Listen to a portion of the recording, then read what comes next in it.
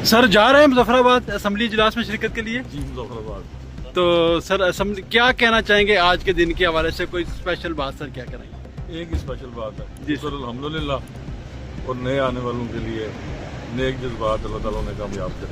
Sir कोई परेशानी है कोई आज, क्योंकि आप बड़ा होता है वजारत उज़्मा, जिससे आज आप अगर जम्मू ये तहरीक अदम पर रायशुमारी कामयाब हो जाती है तो आप आज इस वजह से सबकदोश हो जाएंगे और नए आएंगे वज़ीर-ए-आज़म।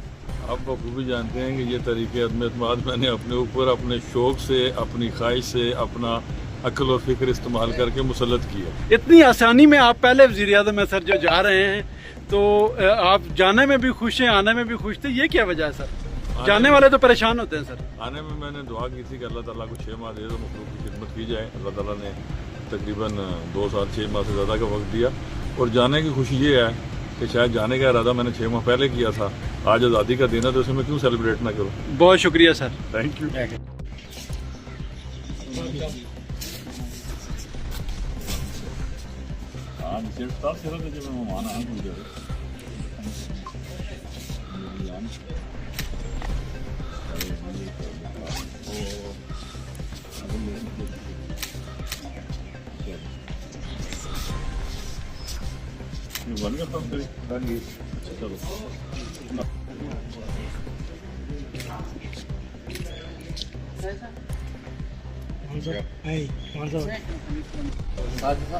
मान साहब थोड़ा करीब होकर ना